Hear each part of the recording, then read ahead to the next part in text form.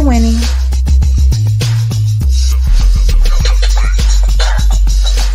You're winning. You're winning.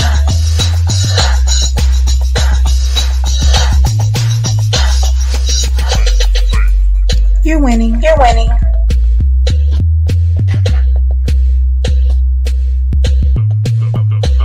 You're winning. You're winning.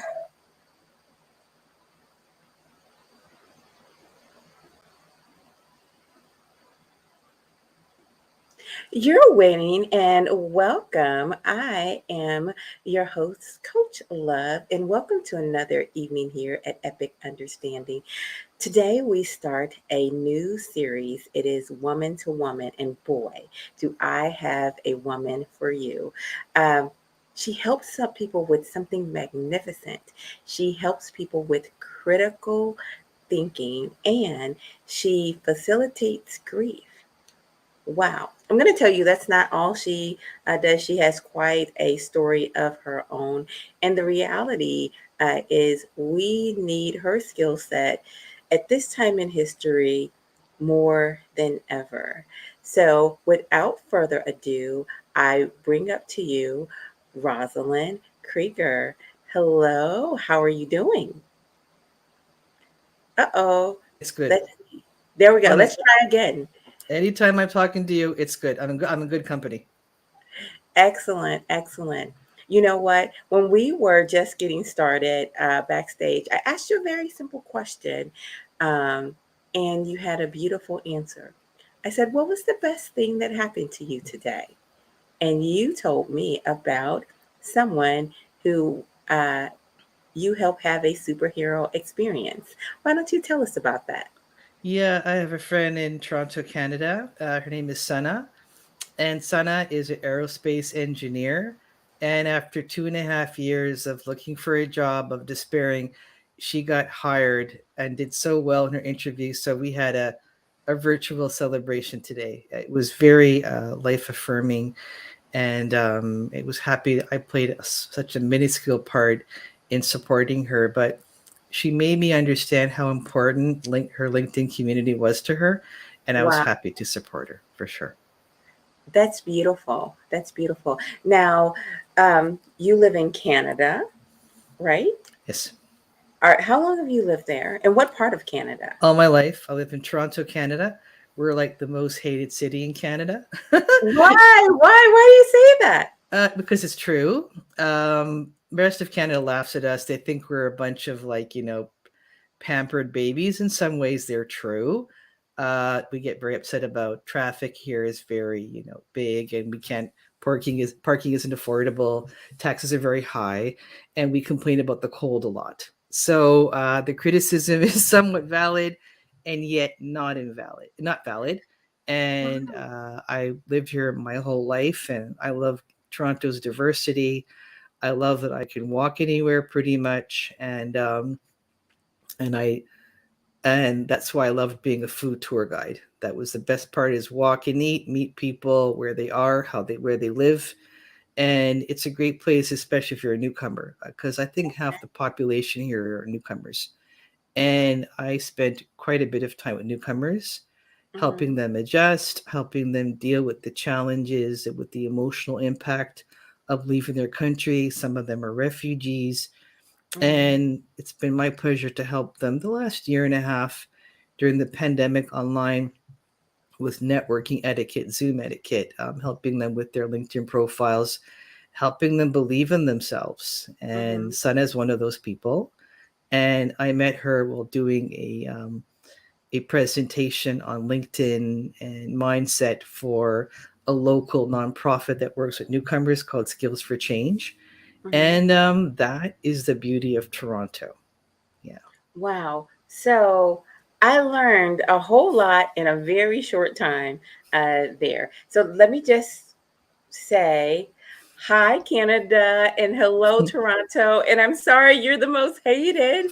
That's just surprising to me. I just would have never guessed that. So they think you're spoiled because you have so many conveniences.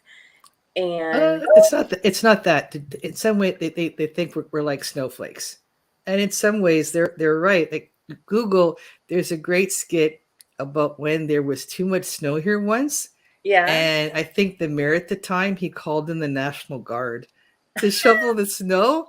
And but they made such a funny sketch. There's a famous comedian here, I forget his name, but he did such a good sketch and he was great. It's like, well, you know what? They were right. It was just because in some ways we really overreact here to little things. Mm. And that's why people have all these stereotypes about us. And some of it is probably true. Yeah, it's okay. Wow. You know what? As an American, I just would have never thought somebody hates Toronto. I just hear it's beautiful. That's what I It hear. is, but we're like the New York City of Canada. So, and that's why a lot of people hate New York. They hate New Yorkers. Well, it's kind of the same what we experience here. And like I said, we're used to it. It's okay. I think you need a shirt that says "I love Toronto." You know, Maybe, like the "I sure. love New York" shirts. There you go. Mm. All right. So I am curious. How is it that you really help people with their grief? Yeah, that was new to me. I applied for the job in January of this year. I thought, I think I can do this because I began helping seniors process grief and other repressed emotions in a writing class I used to offer through a seniors art center. Mm-hmm. And it was one client in particular. I'll just give her first name. Her name was Dagmar. And Mm-hmm. Dagmar came to me wanting to write memoir. Most people come to me wanting to write memoir, but it never really works out. I realized I'm the person who helps get you en route to memoir writing. I help you process discomfort, things you've been repressing, maybe dealing with difficulties with your parents. So in Mm. Dagmar's case, what was monumental for both of us is that I would, as reluctant as she was, we were able to have very difficult conversations Mm-hmm. about her parents, who were both Holocaust survivors. And um, and I told her, whatever you feel is valid. There's no right, there's no wrong. Mm. And we went deeper and deeper every week. And she was a very reserved person.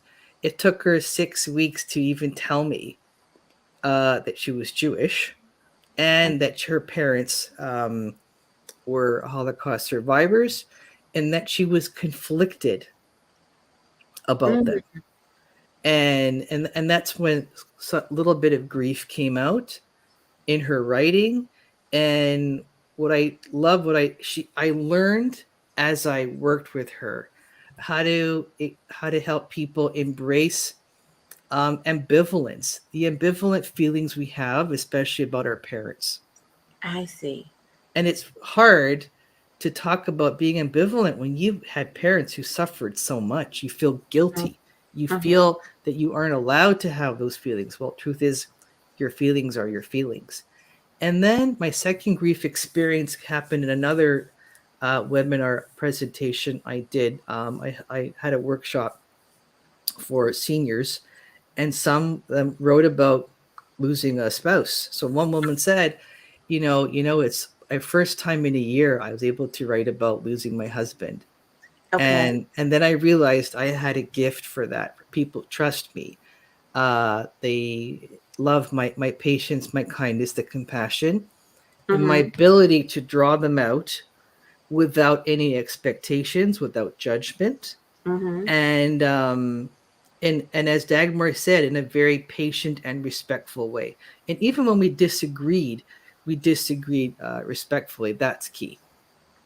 I And see. then I saw the posting. I go, I'm going to go for this, and much to my shock and delight, I was hired. Yeah, Wow. So your master's is in sociology. sociology, and does it have this emphasis in um, race and gender? How does that work? How do you get? Mine does. I'll be Okay. honest. I used to butt heads with mostly whitish. I use the word ish because I don't believe white's a construction, right?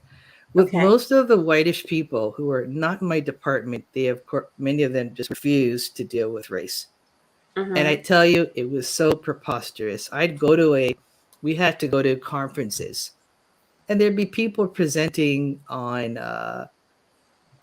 let's say what's that Uma Thurman Kill Bill. Uma Yeah. Thurman. Okay.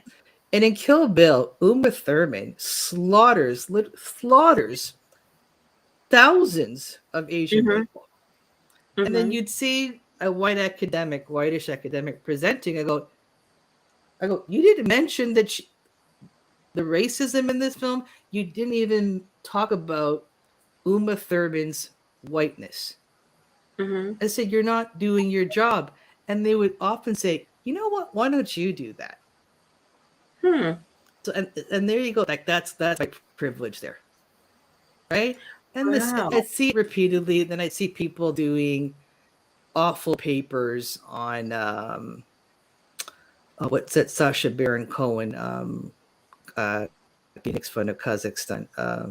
Anyway, they too would just leave out the fact that he speaks Hebrew in the movie, that he's actually of Jewish descent, that he's very strong on talking about anti-Jewishness and the American psyche.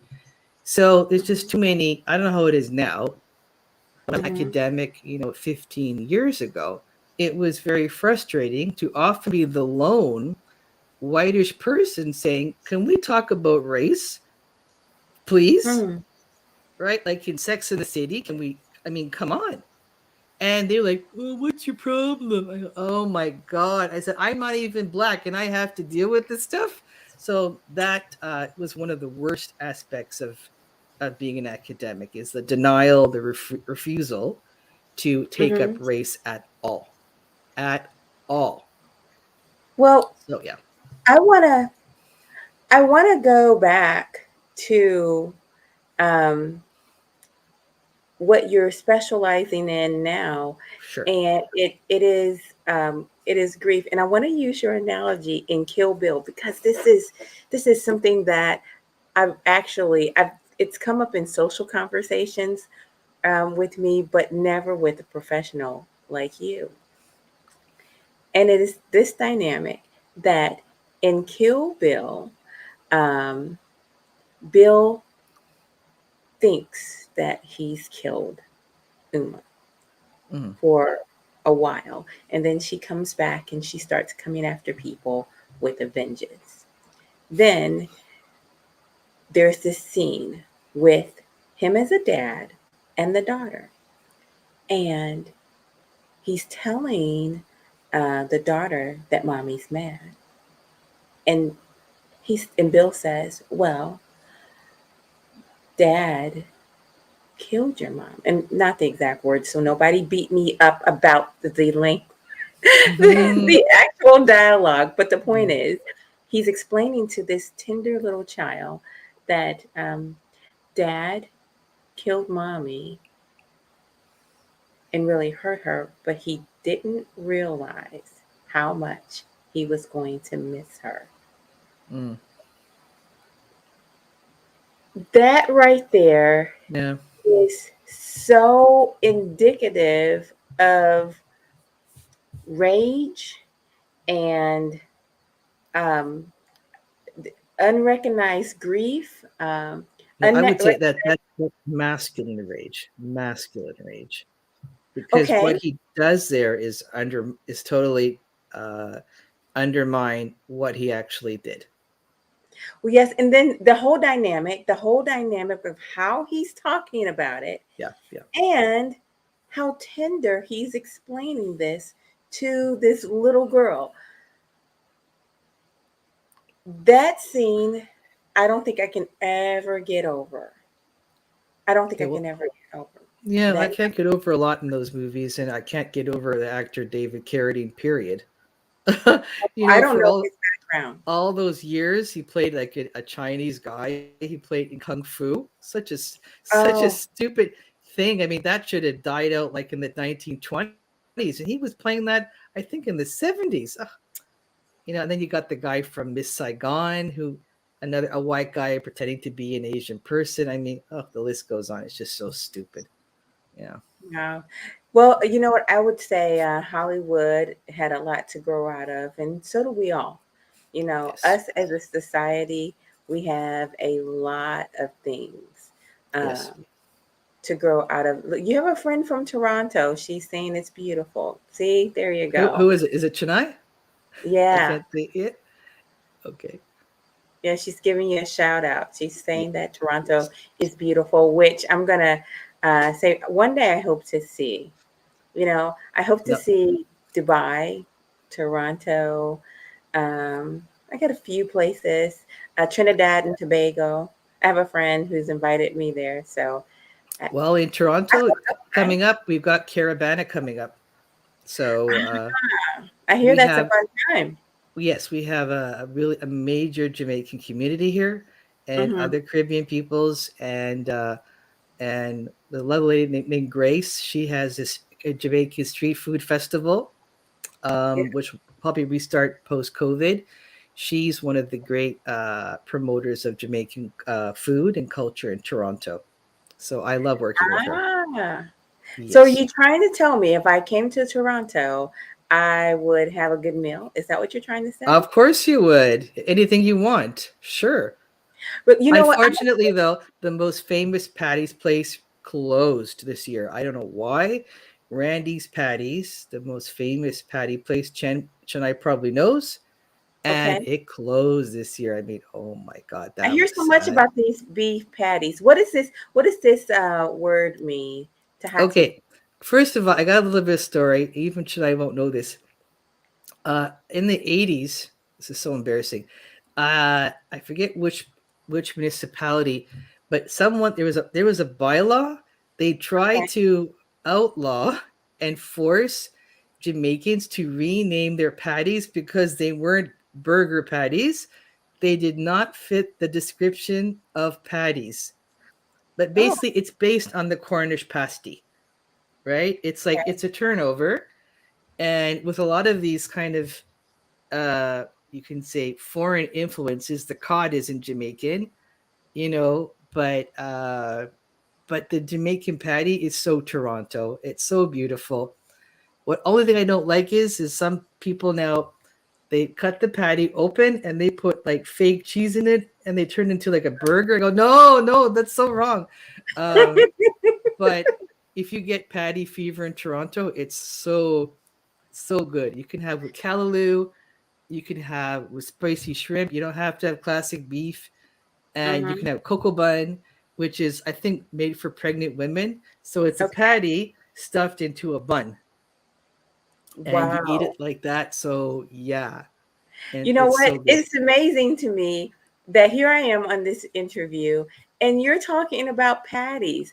Everybody talks about these Jamaican patties. I was watching um, a reality show and they were fighting, arguing Mm. over these patties.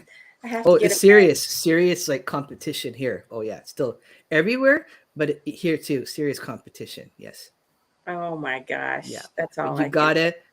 you gotta have a patty for sure. I don't There's know. so many. Like I love. There's Golden Patty, which is in Kensington Market, the famous Kensington Market, and oh man, they're amazing, amazing.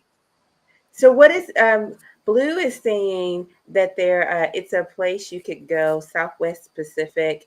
That's Is probably a place I don't know. Like I said, there's so many. There's a new one called. There's these two young fellows. They have a company called Crumbs. They used to work out of Rasta Pasta, which Mhm. was a Jamaican Italian fusion, and now Uh-huh. they have their own bricks and mortar in Kensington Market, and it's significant because it is black owned. I see. Yes, and that's a whole other topic I'm not going to go into, but it's quite contentious issue, even in Toronto, about who owns what. And Mm, my goal is usually to support the black business owner first. mm, People can be angry with me, but that's how I feel. mhm, And so I'm happy to see Crumbs inside Kensington Market because some of the first original Jamaican makers of patties in Kensington Market had to leave, like so many others, because their rents were too high. And they moved to the outskirts of Toronto where the rents are a lot cheaper, but still worth visiting because it's far, but the food culture is so rich and so Mm, enjoyable. It's worth going there. But they're there because they couldn't afford the rents in the core of Toronto. That's why. I see. I Yeah. see. So I am I still I want to go back to your work as a grief facilitator because Sure. this is a recent job for you, and you've been Yes. helping people write for a long time. Yes. You got this degree in um, sociology Yes. that gave you a tender heart for things of this nature. What is it that Not really. No, no. no, Because it did not? when I was in sociology, I was just studying whiteness, how it intersects with Jewishness and Uh-huh. race in the U.S. I was Wait, looking say at that again. there. Say that again. I was looking at the intersection of whiteness, Mhm. Jewishness, and Mhm. racial constructions in the U.S. I was Okay. looking to see how it plays out in shows like Seinfeld and Sex in the City. That's what I was doing with my sociology. I traveled the world doing that. It was a lot of fun. Yeah.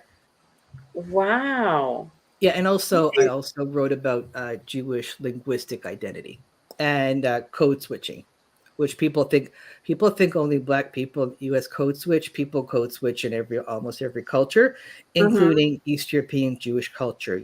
I used to code switch, and then I go, you know what? I'm not ashamed anymore. I'm not gonna do it. If you don't understand everything I'm saying, well, that's your problem. That's how I felt about it. Yeah. So, where you say that you're Jewish? You are Jewish. Where are your parents originally from?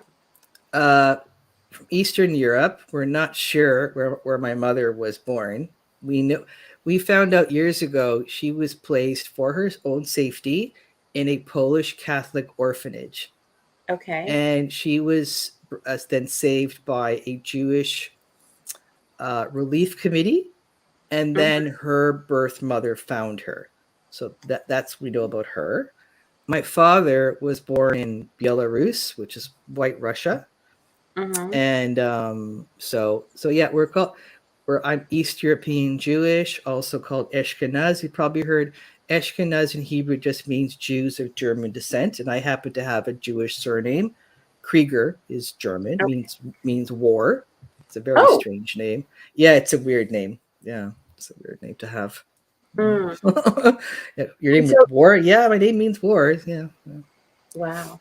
I um I talk about WAR, but it is an acronym for Women um, and Adversity. I'm sorry, Women and Resilience.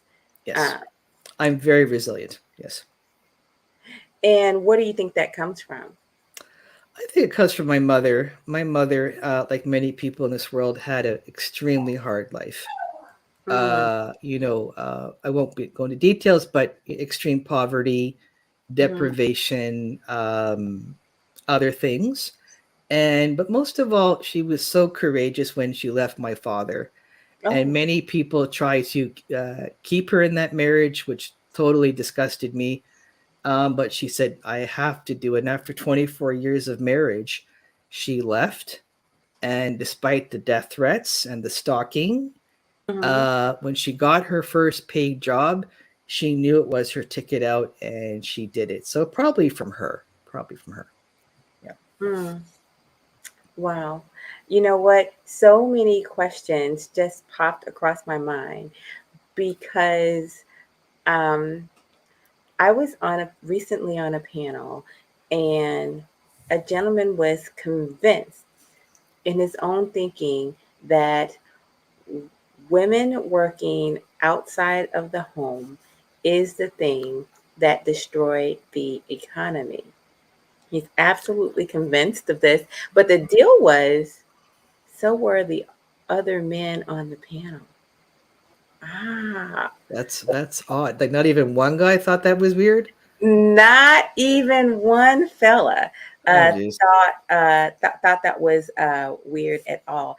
And so when you said when you shared what you shared about your mom, And she comes from that era where women started to develop their own freedom, being able to finance things, have credit cards Mm. on their own. But she had to do that because of the abuse in the home. So I always take my mind back to, from what, where we came from, Mm. you know. My father did not allow her to work. He Hmm. said, "What would people say about me? I'm not a good provider." And plus, he told her, he goes, "I know if you work, you're going to leave me." And that's exactly what Mm. happened. Yes. Oh, wow. So when she got her first job, he used to show up at her workplace and just harass her. Mm. Yeah. So, but she still persevered. Like I said, I don't know. I can't imagine what she went through, and she still went to work every day at 5 o'clock in the morning, and Mm. she did that for 25 years. Yeah. Wow. This is a great time for me to introduce my friend Sandra Golden. She's a nurse, she's an author, and she also helps women with domestic violence. Hello, Sandra. How are you? Hello, hello. I was just listening at your guest and very interesting. Yes, I have to agree with you. She's a very powerful, interesting woman. Just to recap, um, Rosalyn, why don't you tell us what you did again, where you traveled around the world? Recap that for our audience as well Yeah, as. it was fun. One thing, a university doesn't have many perks, let's be honest. But what you can do is travel on their dime. So I whenever I had to go to conference, I got as far as New Zealand. Mm-hmm, So that was amazing, and pretty much I was there talking about race and racism in shows like Seinfeld.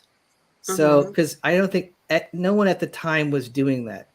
And what's frustrating is that even today, the actual comedian Seinfeld always likes to play down, the show's racism, his white privilege, and so on. And I find him quite, like he whines a lot, you know. So, oh, you're gonna call me prejudiced? You were. Like, I'll give you an example. His recent show, comedians and coffee, getting coffee in cars, right? Something like that. And mm-hmm, if you look at in the first few seasons, he's only got white males on the show. mm-hmm, Then he brings on Chris Rock, and then he brings on women. mm-hmm. So he must have been listening somewhere, and then the show just became better because it became more diverse. So yeah, talking about that and the Jewish closet, it's amazing to see there's still a Jewish closet, even in the show like Seinfeld and later on, is not the most popular subject, but it's part, for me, it belongs in discussions on race and gender. Mm-hmm. And I often found myself in the unique position as a Jewish academic being the only one trying to disrupt uh binaries in race like white and black, whereas whiteness and blackness are constructions, and that often Jews like me, we don't fit into either of them, which doesn't mean we don't have white privilege. You can have white privilege but still not fit into historical narratives of whiteness, because whiteness is rooted in Christianity, Mm. right? Wait, and uh, wait, and let me just pause 1 second yeah, because you used a phrase that is confusing to me. sure, And I think I know what you mean, but I want to explore it a little bit. sure. Jewish closet. What does that mean? The Jewish closet is as old as the black closet, is as old as the gay closet. These are Jews hiding who they are, Jewish passing. Uh, Uh, yeah, and what amazed me and other Jews was to see the Jewish closet operating in shows like Seinfeld. So the closet in TV history often plays out where you have a Jewish writer who wants to write a story, but who's told you got to make them Italian. If you don't make them Italian, people are going to turn off the show. So that, and mm, it even played into the show Everybody Loves Raymond. which is a Okay. show written mostly by Jews, but they still said, no, we got to make them Italian because we cannot risk people not watching the show. Wow. And yeah, but you can code a show as stereotypically Jewish and yet not have the characters be overtly identified as Jewish. That makes any Hmm. sense. So Jewish consumers of cultural products, we look for codes. Okay, could that character maybe it could be closeted? We don't know for sure, right? So, for example, a lot of us were irked by the character Sarah Jessica Parker in Sex and the Mhm. City, who's we thought was so crypto Jewish and closeted and ashamed of being Jewish, and she's the only one who didn't declare a religion on the show, Mhm. right? And I myself, I wrote to the producers, and they go, "Yeah, you could think of her that way, but we don't see her that way, but we can see you reading her that way." And I thought, here we are in 2004 on HBO. You're supposed to be free on HBO, and they Mhm. didn't have the courage to have a Jewish lead woman character on HBO, whereas Larry David on Curb was just full frontal Jewishness and unashamed and unfiltered, Mhm. right? In the same time period. That's what's so crazy. And what people also don't know is that most Jewish women who've worked in comedy in the sitcom, they were not allowed to play Jews. So B. Arthur, Linda Lavin on Alice, the woman on Growing Pains, what was her name? Bonnie Franklin. The one from oh gosh, she's married to Danny DeVito. The one from Cheers. What's her Oh, name? Rhea okay. Perlman. Rhea Yes, Perlman. Rhea Perlman didn't play a Jew, I think, till like she was like 65. It's Mhm. insane, right? No other community is told you can't play Jewish. You can play, Wow. but we're going to make your character Italian. We're going to make your character Wasp. And only until Deborah Messing was the first Jewish actor to play a Jewish character on Will and Grace. In like Oh, okay. Yeah. it took 60 years between her and Gertrude Berg and the Goldbergs. Gertrude Berg was the Jewish Oprah of the 1930s. She was a megastar. Okay. But after her show left the air around 1948, from 1948 to 1998, 50-year gap. So that's why Deborah Messing was so important, because it was historical, because both of the show's writers, both Jewish, one Mhm. straight, one gay, Mhm. actually hired a Jewish woman to play a Jew. And that was like, oh my God, I waited 50 years for this. And so, yeah. So when you see someone who is white on television, do you feel represented or do you not feel represented? Um, it depends. Okay, I'll be honest. I get frustrated when I'm watching a show that's mostly white people and they refuse to cast somebody not white in a part that is racially neutral. That's Mhm. what I hate. I'll give you an example. It's There's a show I began watching from Australia. It's on Netflix called Offspring. Mhm. It's a what it's like a white a white wasp vision of Australia. All the babies are white. Even one woman who's Maori, she gives birth to a white baby. It's the craziest show, effed up show I've ever seen. Okay. And I go, I don't believe the show. And I thought, that's just so wrong. And the show's producer is like defending it. I cast for talent, that old excuse. So you can't find talented non-white people in your image of Australia, of Melbourne. And Mhm. So that's, I don't look for that. I what I don't like is when and this is so hard to say, but I'll say it. Um, in so much of the comedy that's geared toward Jews is so stereotypical, is Mm-hmm. so vicious. You know the way, black women are called gold diggers. Well, we're called similar thing by the men in our community, and Mm-hmm. frankly, it's so hateful and hurtful. So that, for example, when Jackie Mason died last year, I didn't care because he used to call Jewish women in the audience in Yiddish pieces of shit. Oh, Yeah, wow. Wow. shtickle dleck means you're a piece of shit. And he Wow. once even said it in his PBS show. I phoned PBS. I go, do you even know what he's saying? I go, of Wow. all people to show on PBS, you show him? What about Billy Crystal? Okay, somebody. So it's so hurtful. And then you've got the famous writers who are lionized, like Philip Roth. Philip Roth, that just too many issues. There's a lot of, so much of the cultural production comes from Jews who are just really, to be calling them ambivalent is being generous, is being kind, but they're really effed up about Mm. being Jewish. Like they just, it's hard for them, they can't handle it or whatever. And they create a lot of horrible things.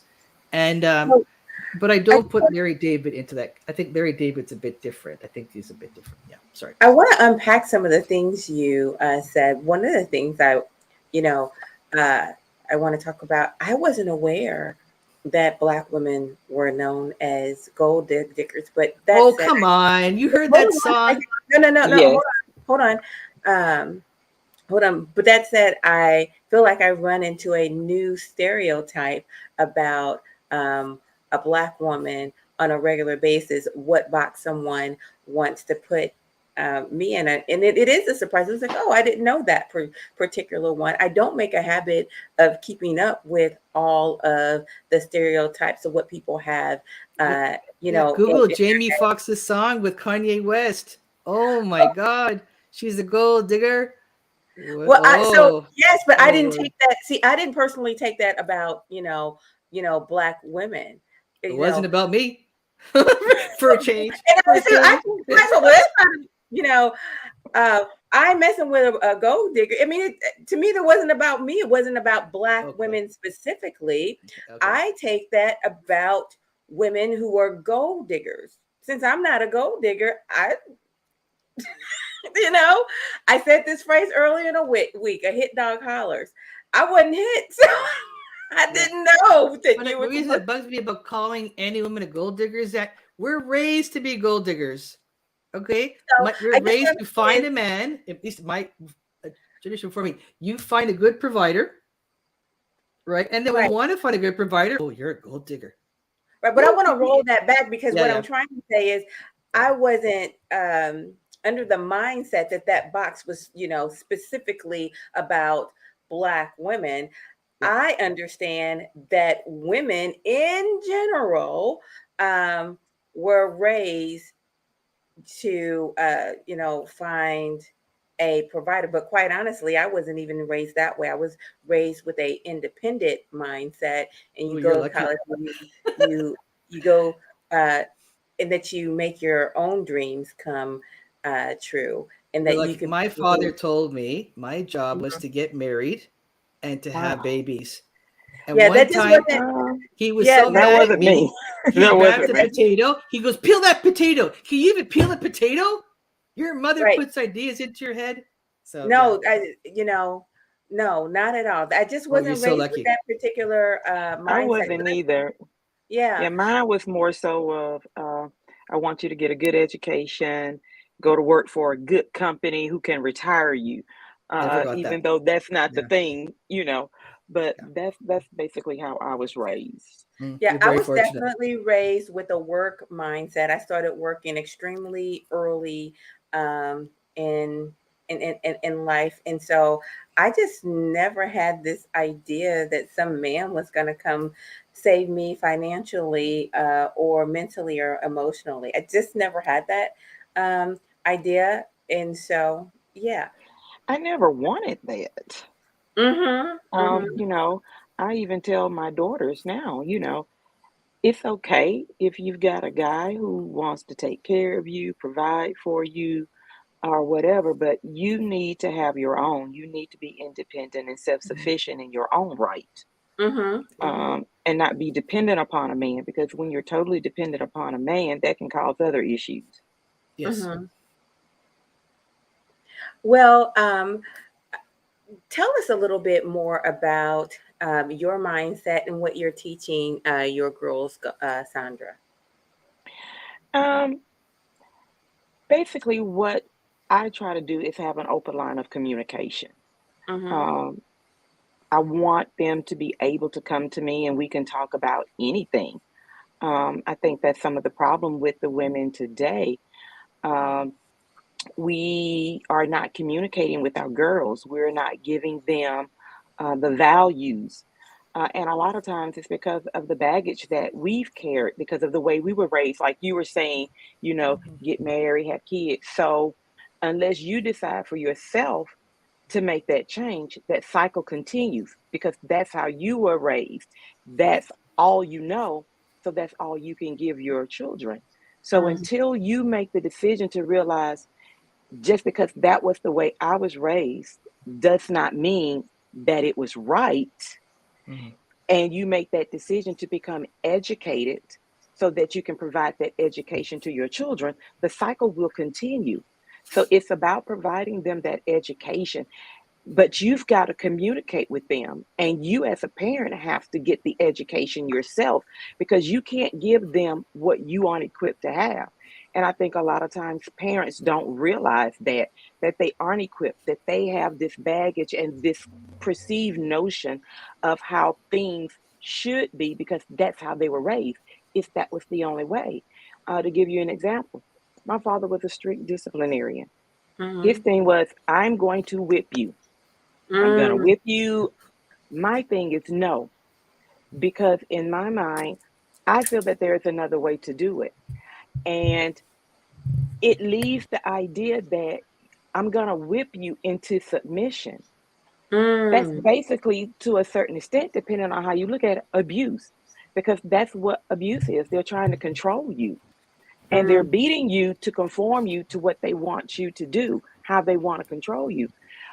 If you go back to slavery, what did they do to us as African Americans? They beat us into submission until we were afraid. There's movies that we watch, like The Color Purple. Mm-hmm. There's a scene in The Color Purple where they are shaving. I think it was Whoopi Yeah. Goldberg was, Yeah. and me and my husband, I'm like, she could have slit his throat. But Mm-hmm. because he had such a hold on her, he Mm-hmm. had such control of her, she wouldn't do it. She Mm-hmm. wouldn't do it at Yeah. that point. I mean, eventually she broke away, but there were so many other opportunities she had, but because of the fear. And we're not going to stop that until parents, as I say, Mhm. get naked, look at yourself individually and determine this ain't necessarily the way it needs to be. You Mm-hmm. know, my mom was a Parents. stay-at-home mom, but I never wanted to do that. My thing was, I guess when I got out of my abuse, I never want to be under control of someone else. I want to be able to have my own, and I want my girls to be able to have that as well. You know what? We work with ACEs Matter, and ACEs stands for Adverse Childhood Experiences. I truly believe that each person needs to examine their past so that they don't pass on their ACEs. You know, Yes. Yeah. let's get back into it. Now, Rosalind, who's in our chat, she writes this. I heard Black women are angry and have bad attitudes as a stereotype. I've heard that one Hmm. Yeah, that's where, all. That goes way back. That goes back many years. Yeah. now Yeah, but that's the reason one. why I think a lot of people, like for instance, there's a lot of people who say I'm rude. Mm, Um, and but I that used to bother me. mm-hmm, But once I realized why they think I'm rude, I'm a very straightforward person, direct and to the point. And it's the way I want people to be with me. I Yes. always want to know where I stand with you. I don't mm-hmm, need you to sugarcoat it. I don't need you to dress it up. Just shoot from the hip. Mhm.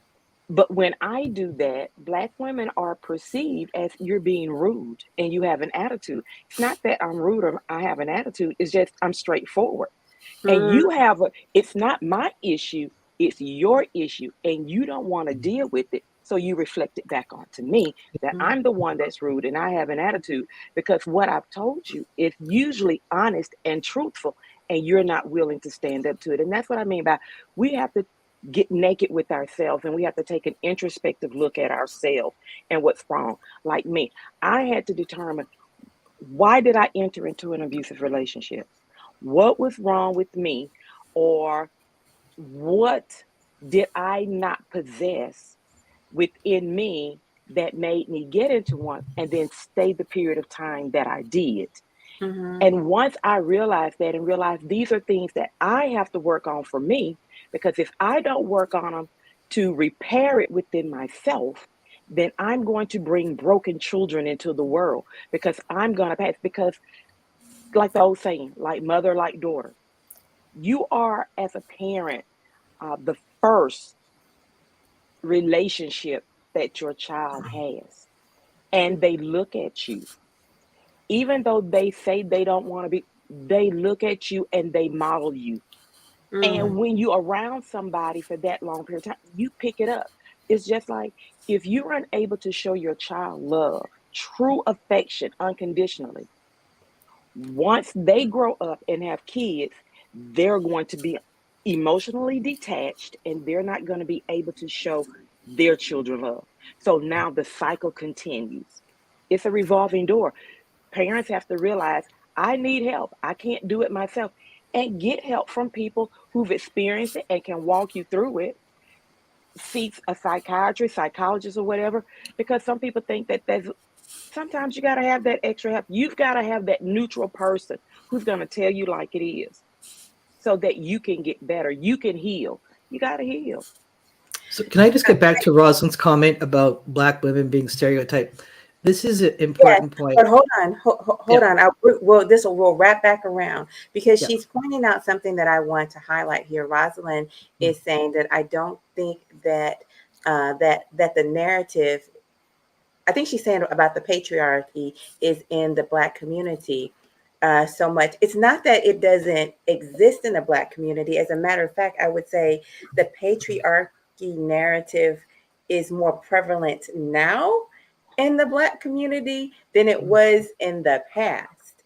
Um, because Black women have always been a part of the working family unit. Black women worked and raised kids. It wasn't. It's not a new. Yes, but they also helped but Right. they It's not also helped raise white people's children. right. But what I'm Exactly. trying to tell you is, it's not a new thing for Black women to work outside of the household. It never was new. Yeah, Mm-mm. No. that I mean, that's just not a new. That's not a new thing. And to your point, there were some Black women who stayed at home and were stay at home mom. My grandmother was a stay at home mom, but there wasn't a heavy handedness of the patriarchy. In Black households, there is there's a big mama or something like that kind of thought process where the woman's word really does matter and that we are Mm, listened to. mm. And it's just simply that expectation. So regarding going back to the stereotypes that you wanted to hit, Rosalind, those are the ones I I hear, and I will tell you the one that's kind of newer that bugs me is, it bothers me that people keep calling Black women men. I'm like, what? What? Why? I Why mean, would you say that? they call you like masculine or Masculine, and I manly. Black Well, women are men, Black women. It's like, stop they do saying it. that. Why They would do you it to say Michelle Obama quite a bit still, for sure. Yeah. yeah? Yeah. Well, yeah, they do it with her quite a bit. And that is a newer but popular stereotype that I'm hearing. And I'm like, I don't stop think it's that doing new. that. It's not that new. No, newer, not new, but Okay. newer. It's newer than Angry Black Woman. Okay, we'll go with that. So Okay. that is what I'm saying. But I will say this: I feel like more and more there is a brand new box that people are trying to put me in, and I'm like, no, back off. Put me in the Erica box, the me box. That's where I belong. Well, I agree. I And agree because don't people make it a have to box. Make understand. it look. Yeah. Make it a box that grows because I'm constantly discovering new parts of myself that I want to explore, and I don't want to be prevented from doing No, those things. 100%.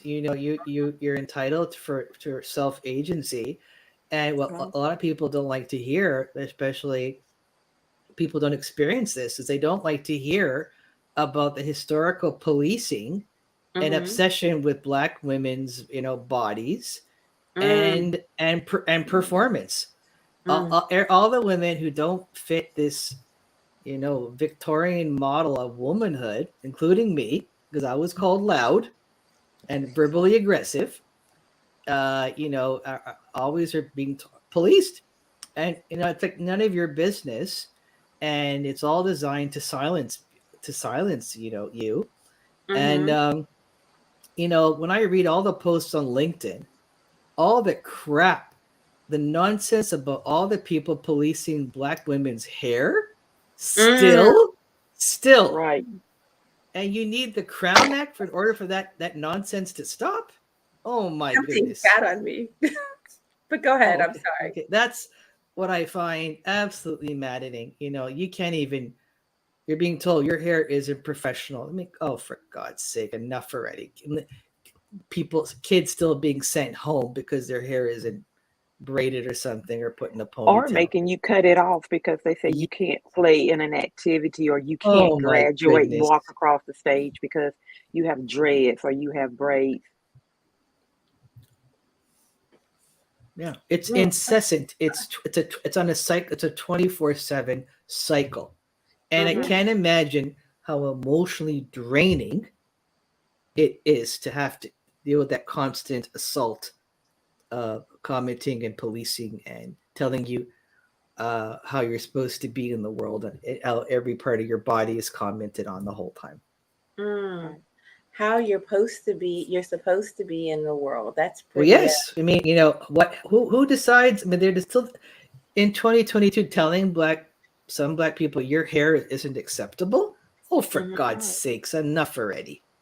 It's Mm, like they want to define you and they want to, as you're saying, put you in a box. mm, And, you know, the average woman does not want to be put in a box. mm-hmm. They want to define their own self. I think it's very common these days. Everybody's feeling kind of boxed in, not just one group of people. Yeah. I think um, men are feeling boxed in and not able to fit in the box, and so are women, and so are different classes of people. What we have to do as society is quit telling other people who and how they should be. Yes, Everybody, no, I no agree, matter. Erica. Erica, but and this is not to make black women feel bad, but black women have to deal with more stringent beauty standards. They have to deal with shadeism, Mm-hmm, and that's still going on. mm-hmm, And like the fuss people made about Lupita Longo, and she talked about how she had difficulty, getting work because she was so dark, right? And that's the fact that that's still an issue. Saddens me. The fact that not just in that community, people skin bleaching is still such a profitable business. mm-hmm, mm-hmm. And so that when I see things like that, then I get also just upset too. So You know, I was watching a video, and for the life of me, I cannot remember this young lady's name, but she's a model, and I believe she is in Nigeria. I can't say for sure. But anyway, she's absolutely beautiful. And but she's dark, beautiful skin. And she was talking about the people in her community, in her tribe, the little girls experiencing frustration. They're being talked about badly. They're in an African country, and it's because they're too dark. There's Yes. dark, and then there's too dark. And in her community, the girls shave their hair for school. Okay. Mm. And that was heartbreaking. And then a friend of mine said, well, why would they be experiencing colorism in their own country? And because the power structure appreciates lighter skin. If the power structure appreciates lighter skin, then it trickles down. It's Yes. just the way it is. Yeah. Awful. You know, um, I'll tell you something else that I find interesting, that dark men don't necessarily experience the same frustration as darker women. And I find that interesting as well. Yes. Yes. That plays out in other societies as well. Plays out in South Asian societies as well, for Mhm. sure. Yeah. Same What do you thing. mean by that? Tell me about that. Well, you read the marital ads. If you're a dark skinned Indian man, you're allowed entitled to a lighter skinned Indian woman. The opposite is much harder to Oh, get. It's very hard to match up to find partners for darker skinned South Asian girls. I've seen I had documentaries no about it. idea. Yeah, there's a documentary on Netflix about it, and where mothers are saying, "Please put on this the skin lightener, do it," because also they also have trouble getting work because they're dark skinned. They don't get hired as receptionists if you're a dark skinned South Wow. Asian woman. So it's a very big issue in that country. Philip and in the Philippines as well. Yeah, Mm, Mm. yeah. that's very, I mean, it's all very interesting. And like for me, I find dark skin attractive. Now, everybody doesn't feel that way, but I mean, I find it to be an attractive quality. I will Erica, you say, don't have to like it, but you have no don't have the right to deny people work. This is oh, that's not absolutely. it. Yeah, I'm about to make, that's what bugs me. Yeah, like they say I'm about to make a you point. yeah, yeah. But I find men who are lighter skinned are attracted to me. That's very interesting. What do you think about that, Sandra? Are you? I'm Do you? not, no comment. No I, Well, comment. my thing there's as a light skinned person, I mean, I have been, I guess, you talked about attract in my dark. own race Do because you attract dark skinned men? well, I attract all of them. Okay, okay, beauty. Okay. But I mean, Okay. a lot of times, within our own race, the light skinned women have a harder time because for some reason, the darker is strange because, like you say, the dark skinned black women have a lot of issues with certain things. Hmm. But then they fault us a lot of times, not in all cases, but in a lot of cases, the lighter skinned women, because they say, we get all of the breaks, we have all of the privileges and everything. And it's like, you know, we have this battle that goes back and forth, and it's like we need to merge together because I don't feel I was given any type of special privileges because of my skin tone, and I wouldn't want them to be denied a privilege because of their skin tone. And I think, you know, women, we have to be there for one another, and we have to have a united front, but it's always this friction um, with the skin color. And Hmm. it's sad. Yeah, but it plays out economically. Whenever I watch, like for example, a British show, they Hmm. almost never have a person of color, but when they do, they find the lightest black person to be a detective, Yeah. and then they kill them off after a few episodes. There's a pattern here. It's crazy. So, for Well, example, yeah, my yeah, husband and I say that all the time. When you're watching uh, a movie and there may be one or two black people on it, and everybody starts getting killed off, we'll already say, okay, wonder at what point they're going to kill off the black so that at That's the end right. of the movie it's Watch the only the series white. Vera. Watch And Vera. it was one movie that fooled us. It was a movie about sharks. I can't think of the name of it. Mm. And Sharknado. it had Sharknado. Samuel L. Jackson in it. The shark ate Sharknado. him, Sharknado. and LL Cool J was in there. And we kept waiting on LL Cool J to get killed, and was pleasantly surprised when it was him and another white guy that were the total survivors. He was like, that's a first. Now, That you And is. know they usually were he not goes going off. to kill off LL. You can just give that up. Mm. Yeah, but watch the That was show in your Vera. dream. Vera. Watch Vera. They had one. They had one dark-skinned black woman. Took her off the show. They brought in a light-skinned detective. Killed her off the show, and never brought a black character back on the show. Mm. Yep. So. And I think, Yeah. like you were saying earlier, about when you make movies, that you don't have to have a particular skin color or whatever. I guess Yeah. that's the reason why I was so pleased when they made the Cinderella that had all different colors in it. I mean, you had black, white, Asian. It was it was wonderful because you saw all of these different colors and how they worked together, and it didn't take away from the storyline at all. Thank Mm. you. Actually, to me, Exactly. it made it better. Mm. Exactly. It made it Everyone better. deserves that kind of storytelling. We all deserve Hmm. it, and and it's still, there's so much grief around it, right? Yeah. So Wow, wow. You know what? We have been talking quite a bit here, and I have to say that this conversation took a interesting turn, which is fine with me. I did not know we were going to talk about race relations so much, but you know what? This is woman to woman, and if this is what was on the heart of the women, well, this is what was on the heart of the women tonight, which is fine by me. I want us to do a little bit of a lightning round of life lessons. sure. Okay? All right. So here we go. I am at my best. This question is for you, Rosalind. I am at my best when I blank. I'm at my best when I'm helping people. Mm-hmm. All right. Sandra, I would spend my last dollar on blank. Trying to help someone. Okay.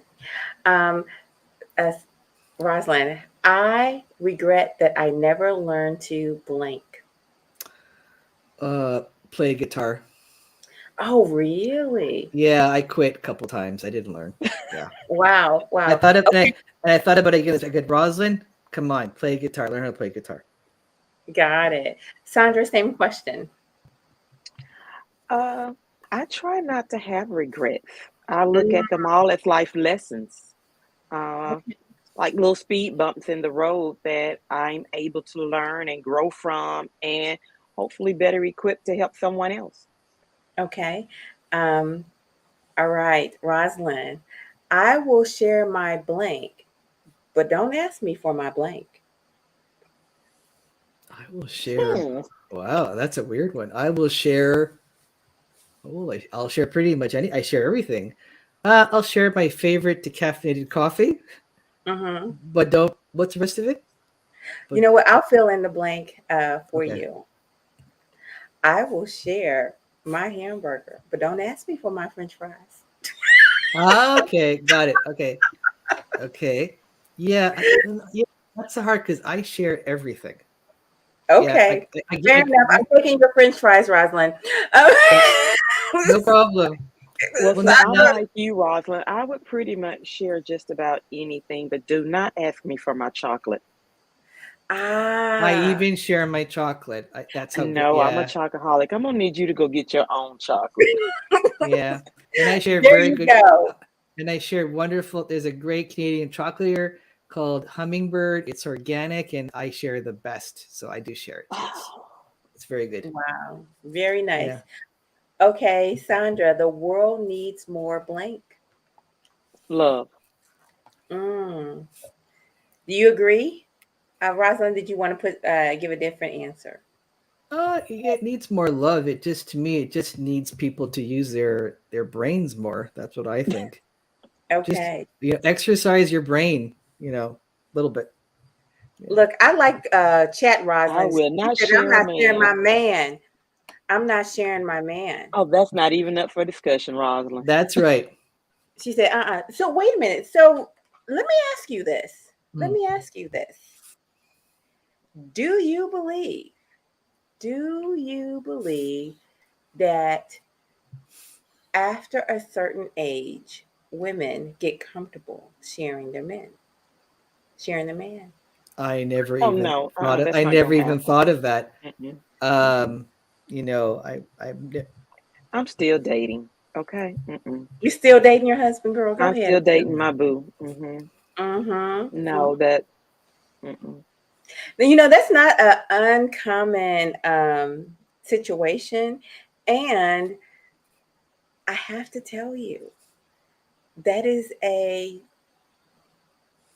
secret or not so secret expectation of some men. I'm just saying. That's why men in the past um, would have their wife at home.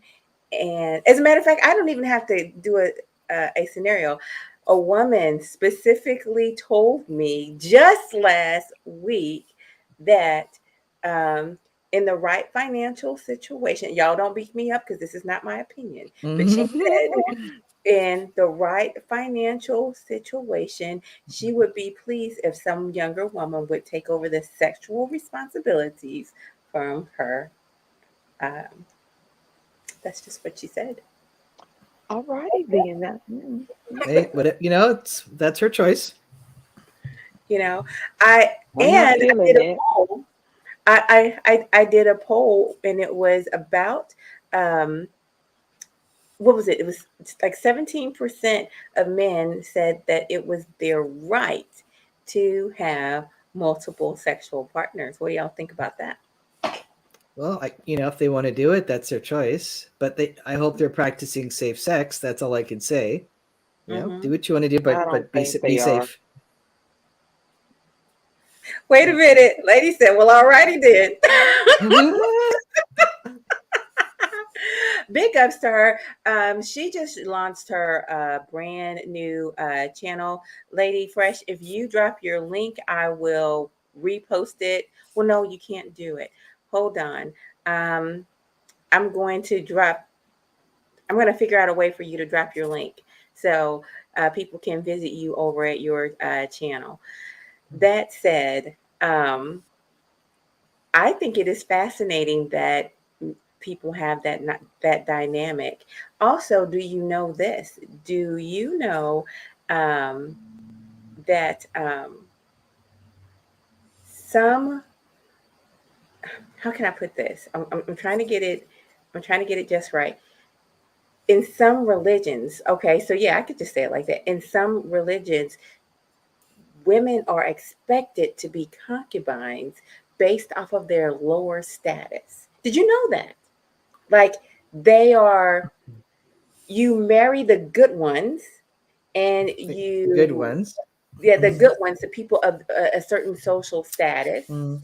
and then the other ones you sleep with and you make those concubines. I've never heard of that, so I don't know. Yeah.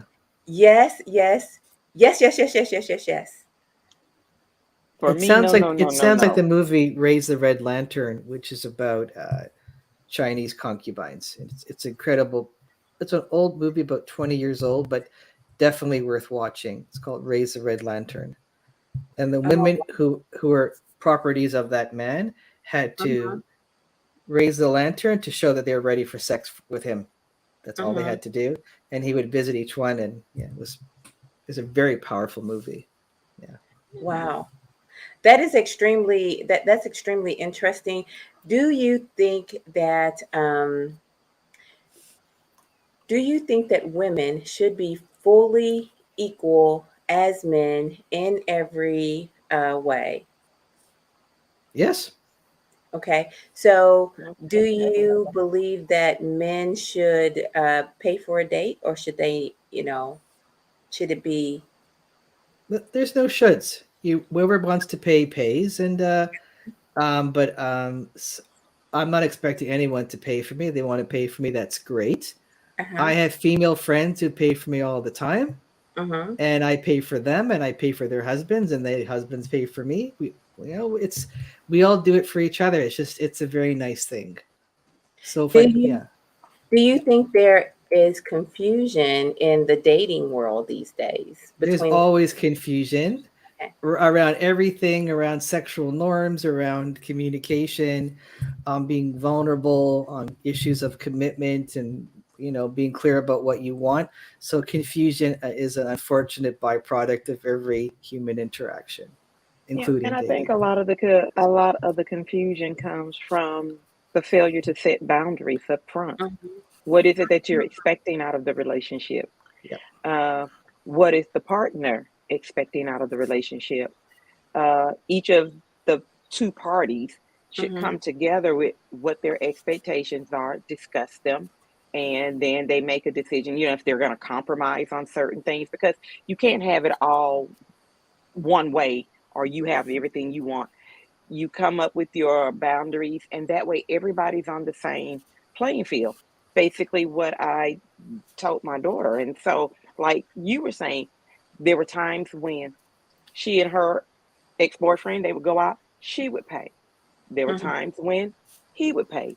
There was time when they paid for themselves individually. There were Mhm. times when he would drive or she would drive.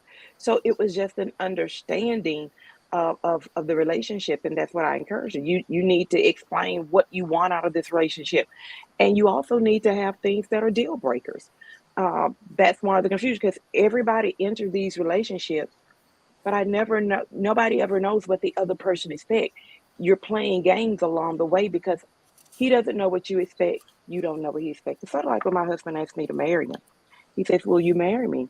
And I said, "We need to talk." I put the engagement ring on the opposite hand, my right hand, and we had to have a talk, because it was sort of like, this ain't gonna change about me. Mhm. I'm working on this. Mm. This might not change. This Mhm. definitely ain't gonna change. So if you're willing to, be a part of this or whatever, know that this is what you're getting, what I just told you, this is the package deal, then maybe I'm not for you, but you've got to make that decision. He said, "I'll take it." Move the ring off. Yes, I will. But there has to be, communication as to what the expectations are. What is it that you want? Because, that was my thing. What is it that you want from me? What is it that you expect from me? Because I need somebody who's going to support my goals, my ideas. I'm going to support yours. Maybe we can't do both of our goals at the same time. So maybe I'll put mine on the back burner and allow you to do yours. But once you've accomplished your goal, then I'm going to need you to support me how I supported you. So it has to be these conversations. We have to have these, established boundaries of what we want. And again, it's difficult because nobody taught us how to accept, establish boundaries and Mhm. implement them. So Now, I think that that is one of the most important tools to teach any child, definitely. Mm. male or female. One of the most important tools But it's to establish. difficult if you haven't set them or you don't know how to set them. So how are you Well, going to explain it to them? And how how are about you you going parent to yourself show first? them? We got to get to the point. You know what? As a matter of fact, let me just clearly state this. How do you know when you're grown? When you can parent yourself. That's when. You got to stand in the mirror and get naked. And you've got to be real with yourself. Like I Right. tell my kids, if somebody keeps telling you something that you're doing and they don't know each other, like Mm-hmm. if after this conversation she can come and say, "Erica, da da da da da about Sandra," Mm-hmm. and you can say, "Da da da da." If y'all keep telling me the same thing, that means that I need to take a look at myself, Mm-hmm. because you are two totally different individuals looking at me. You have your own opinions, and now you're basically saying the same thing. So, Mm-hmm. you got to look at yourself and think, okay, I need to look at that. I need to really see, is that an issue with me? Am I really doing that? And some people don't want to, look at themselves in that way because they think they're perfect. That's not me. At some point, you've got to be realistic as to what's going on with you. Right. And so that's why I say that's when when you're grown, when you can parent yourself and start doing the work on yourself. Because when you're a child, mom, dad, whoever, family members, don't do this so and so, stop doing this so and so. When you can readily tell yourself to be obedient and you start to comply, and when you don't comply, you own those consequences and think about making improvements for yourself. That is what grown people do. But you've got to equip your kids along the way to learn how to make those decisions themselves. Because I know my kids used to get upset with me because they would come to me with a problem and I'd sit here and go, okay, so what did you do about it? So what Or I'm why did you saying do is, that? And at the end of the conversation, they've already solved their own problem. right, but what I'm saying is flat out, some people did not have a parent to do that for them. Right. But hold on. If you did not have a parent to do that for you, you've got to begin parenting yourself. If somebody, if somebody, some grown person, who's been grown for, 20 plus years, is still fussing about their parent and they have not done anything to fix it, Mm-hmm. it's a problem to me. And so what I don't want to say is this: we can still have our wounds, okay? Right. All right. That's important. I want us to review our aces, but at the same time, you can't be, my mom did this, my dad did this. You can't still be in the blame mode. You have to be, okay, this happened and I am working through the issue that this caused. Exactly. You Mm. have Exactly. to be ready to do your work. Yes. Exactly. Exactly. You know, Absolutely. no more Yep. permanent Mm. victims. Yeah, I, but it's important to do it with compassion. yeah. That was very hard for me. I would just until and this is I was way into my trauma treatment, just saying, "Oh God, you're such an idiot." And it took me 14 months to stop calling myself an idiot. So Mhm. you can bring about self parenting is key, especially when you have to self parent or parent the wounded parts of you, your inner children. But even that was a difficult sell for me until recently, because there's a lot of shame Mhm. around, if you even if you I think if you haven't even experienced trauma, because there's this bar is set so high when you scroll through social media, you scroll through LinkedIn, people are just telling you this is how to behave. Here's 10 hacks for this, 7 hacks for this, and if you're not doing them, you're a loser, which is still it's still prevalent. Rosalind, is that how you read that? When I look at the stuff on, there are some coaches on LinkedIn, and Uh-huh. they don't talk to people, they talk at people. Mhm. I unfollowed a guy because saying, you know what, you don't do well because you're not doing this. If you would do this, oh my God. And it's the way he said it. And I thought, Got come it. on, I know you when you started out. And why are you suddenly talking down to people and Mm. berating them and acting as if listing 7 points is somehow miraculously going to undo 30 years of trauma and abuse? It ain't Wow. going to happen. So I don't like the simplistic kind of approaches you see on LinkedIn and elsewhere. Do the following 7 things and you'll never get drunk again, or you'll never. And that's not true. You know, I've worked very hard in my trauma healing, and Mhm. I fail, and I Mhm. have setbacks. That's normal. I think Yes. you have to give yourself permission to have setbacks. As a matter of fact, that's one of my questions. What is something that you wish you have given yourself permission to do? Just be human. I Mm, was afraid of my father so much because he yelled all the time. He mm, yelled at me the moment I came out of my mother's womb until I was 23. I I last saw him when I was 23 years old. That's over 30 mm. years ago. Wow. Because he if I spilled milk, I got yelled at. And that Mm, wasn't like a little yell. So I was afraid. So my little child mind said, I have to be perfect. Maybe mm, if I'm perfect, daddy won't yell at me. Daddy mm, will accept me. Daddy will love me. It never happened. No matter what I did, I still was yelled at. I was demeaned. My father was the kind of person who would yell at you in public and swear at you and not care, right? Um, mm, so I had to unlearn the perfectionism.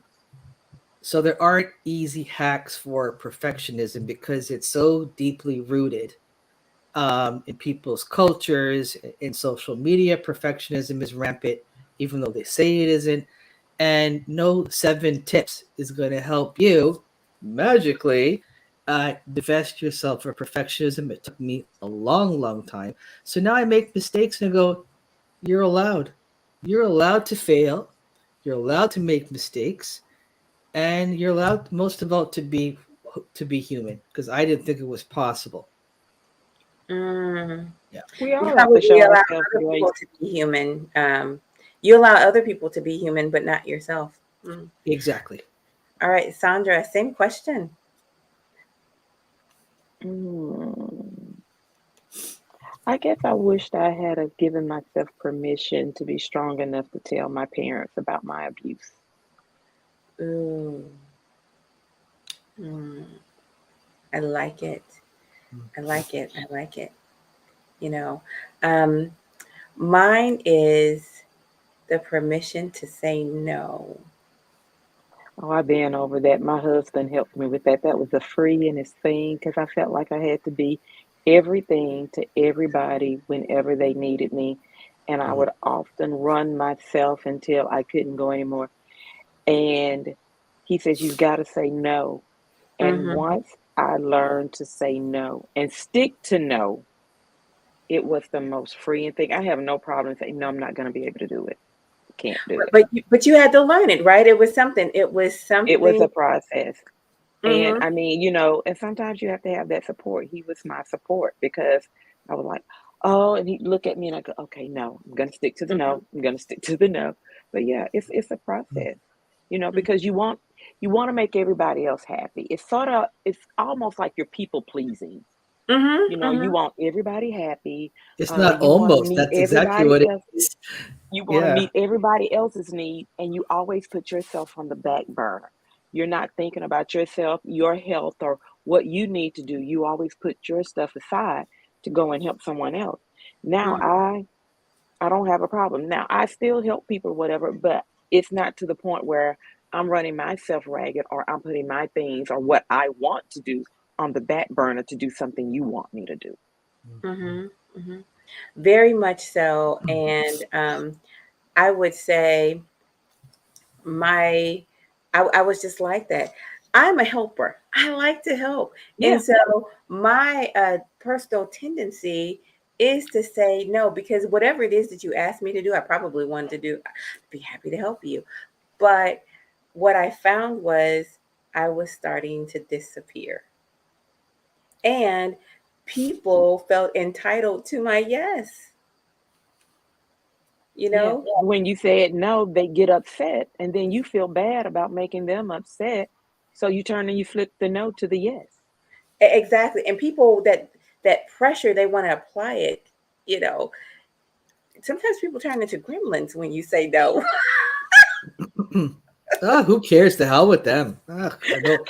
Well, you Jeez, know give what? me a give me a break. Go You go say bug give me a somebody break. else. Go bug You somebody know, else.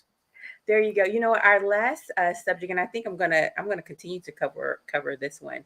How do you feel about making friends as an adult woman? How do you feel about that? How's that going? Oh, very well. I've always had easy time making friends. because I was an extrovert. But I Mm-hmm. learned I'm an ambivert. I'm both extrovert and introvert. So I've never had trouble making friends. Mm-hmm. Mm-hmm. Yeah. Do you find that some women communicate that they have challenges making friends as adults? I've heard that, but I don't know if it applies only to women. I've only read maybe two articles that some people find it difficult. But I'm taking cues from my mother. Her best, most rich friendships came in her 70s. Oh, that's So, beautiful. and she talks about it with such joy. And so I look to that. I find that it really gives me a great comfort. There was a recent article that some adult uh, people in some adult Americans, period, have trouble making friends and keeping friends. Like Americans were getting more and more isolated. That said, this has been a common thing that I've noticed among women for a number of years. I'm in a women's group and they talk about this idea of not trusting other women and they only feel safe in the friendships that they've had since they were a child. I don't have that particular issue. I've never Mm. had that particular issue. I seem to collect friends uh, And everywhere. and dump, and don't forget dump too. Yeah, You know what? this one woman, a new friend, about 10 years ago, was so self-loathing. She would comment on all of our appearances, and I said to her, "You know what?" I go, "You're a bully. Mm, You're a very angry person, and all you do is demean all these lovely people." And I said goodbye because you're never going to insult me again, and that was it. Everyone wow. else stayed. Like, I'm not staying and being insulted because she can't deal with her anger and low self-esteem. I said, no, I'm out of here. Yeah, Wow. You know yeah. what? Rosalind from the chat, she just stated that she has some difficulty making friends. Rosalind, shoot me a message on our love hate line. I'm expecting some love from you. Give me a ring at 786 I'll be happy to be your brand new friend. Let's see what we can get worked out. I'm Oh, expecting that's to sweet. hear from you That's now. sweet. Mhm. But it's not uncommon that I hear this. As a matter of fact, there is a phrase that I'm familiar with is "I don't do women." Do you know anything about that thought process, Sandra? Um, no, when I was younger, I think because of how I was at that point in my life, it was difficult for me to pick friends. And then people who I thought were my friends really weren't. Mm-hmm. So as I've grown older, uh, educated myself, done a lot of different things, it's not difficult for me to make friends. It's just that I choose my friends more wisely. Yeah, Mm. yes, that's what I do. Um, That's right. Everybody is not a friend. You can be an associate, but you're not a friend. A Mm-hmm. friend is somebody who's got my back, whether I'm right or wrong, but they'll let me know in a heartbeat that was wrong what you did. And Mhm. they won't do it in a nasty way. They'll do it in a loving way. Uh, but they're not going to embarrass me in public and go, you know, you were wrong. You know, they're going to pull me to the side and say, now, you know, you were wrong, girl. And Mm-hmm. yeah, I might get upset with you or whatever and not talk to you for a day or so. And then I'll call you back and go, okay, you were right. I shouldn't have did that, you know. But I guess that's the difference. It's how I choose my friends. And I'm very careful, I guess, of who I let in that inner circle. Mm-hmm. Um, because I'm gonna just be honest with you. A lot of women can be catty. They Mm-hmm. can. Um, it may not be their intent, but they are. Mhm. So I like positive energy. Yeah. I Yeah. don't need all the negativity. And like I said, we Don't can be need it. associates, but you may not be that person I break bread with, you know? So yes, look. So you said you said the phrase that a lot of women are catty. I think that is the undertone when I've heard. I'm in a really large women's group, and sometimes people come to us brokenhearted. And one of the comments that we get is that I just didn't know that there were women who were like this that existed. The community I'm a part of is a group of very loving, uh, powerful, thoughtful women, you know. And some people, some women come to us extremely brokenhearted, Yeah. not realizing that there are women who are high achievers, who lift one another up, who are actually very sisterly, and who are with you for through thick and thin, and who don't spend time talking about you behind your Exactly. back. But there And are a see ton that. of women like that, okay? But there is a narrative out there that women can be catty. Hence the phrase that people would say, I don't do women, because they didn't realize that there were awesome women. Um, Yeah. And you just have to, I mean, you just have to find them. And like I say, I'll befriend anybody, mhm, but to be called my friend, mhm, it takes something special because like I say, I'm not with all the negative, all the mhm, drama. Uh, you know, if you needed something, I probably would try to help you out, but you're just not going to be in that inner circle because, like I said, I try to engulf myself with positivity. mhm. Uh, I want to be a light to other people. I want to be able to help other people. And if the only thing that you can bring and offer me is negativity, then I'm going to have to put that wall up and we're just going to be associates. Yeah. And so, to your point, I definitely believe there are levels to intimacy, Hmm. um, and closeness. Okay. Hmm. So some people are so close they're like a second skin to you. They are a part of your heartbeat. Oh, And yeah. then there are other people who you admire, and you're friendly with them, and you might call them, they might even be a friend, but they're not intimate. You know, they have not reached that intimacy level to you where they are walking through all of your journeys with them. And I have to be honest, sometimes people are only equipped for you to be there for them. They are not there equipped for them to be there for you. They just don't have it in them. Yeah. And They don't have the capacity. they do not have the capacity. And for those people, you just like, that's just where they are, and it's Yeah. okay. And you just love them where they're at and keep moving. Hmm.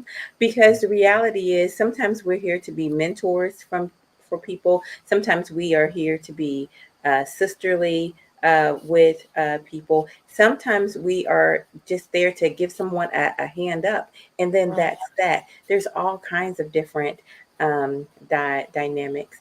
Sandra, you stated a very important friendship quality for you, and I'm going to tell you a important friendship quality for me, and it is this: I need to be able to be honest with you, and you be honest with me, and you not attack me because I'm being honest. Like, not Right. act like I'm, doing something. I need to be able to express my needs.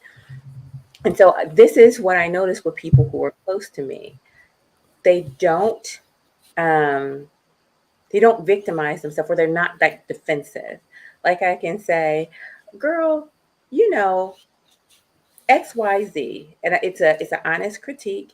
And they can say, well, you're right, but I don't care. Da, da, da, da, da, da, whatever it is, or you know what, I'm gonna work on that because you're right, girl. Blah blah blah blah. The same thing. They can say, Erica, you you really are doing this, that, and the other, and you probably need to work on that. And I can say, okay, you're right, I'm gonna work on it. But or I can say, girl, I'm not working on that. I'm too lazy to fix that right now. I'm gonna have to put that I'm gonna have to put that on the back burner, and then like get a chuckle um about it. So that two-way street of Right. honesty without somebody getting all mad and then their feelings about it. That's too much for me. Yeah. You know, I like big girlfriends, people, girlfriends that got on their big girl panties. Yeah. But that's what a true friend is, Mm-hmm. you know. Mm-hmm. All right, Rosalind, what is a good friendship quality for you? I think we being able to disagree with civility. Yes. That Yeah. was big for me during the when the pandemic was raging. I love that me and close friends were able to disagree with civility Mm-hmm. without shaming each other, and we were able to even revise Mm-hmm. positions as the pandemic wound down. Like for example, I at the beginning of the pandemic was very critical of people who refused to get vaccinated. But by the end, I realized no, that is a valid position, Mm-hmm. and I mean the conspiracy people aside, never valid position. Like they're Mm-hmm. putting microchips, they're following you around, kind of nonsense. But I was happy that because it turns out most of my friends were not getting vaccinated, Mm-hmm. and I was in the minority. And I'm glad I was able to really navigate that better because I had great friends that we could talk, disagree, and just live and enjoy our time together in the pandemic. And I'm just going to, second that emotion. That's part of what I'm saying with being able to have that open communication. It is okay to be for us to disagree. I don't want to be disagreeable with you. I don't want to feel like we have to fight just because we disagree. This has been great, girls. I Well, had a thank you so much. Thank you for inviting me, Eric. It's been wonderful. Thank you, Sandra, for Thank you. my pleasure for your wisdom. Thank you so much. All right. So, family, I'm just going to say thank you for watching. This has been our first episode of Woman to Woman. Know that Woman to Woman will continue. And please don't forget to be a part of our Men's Mental Health Conference that is on June 18th. I'm so happy about it. I'm so proud of it. And I hope you've been catching our men's stories on manhood. They're fascinating. And all these men are taking the time to really look into the camera and give their very best advice. So thank you for hanging out with us. Bye bye for now.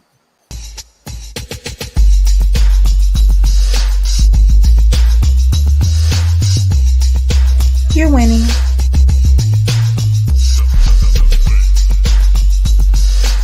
You're winning.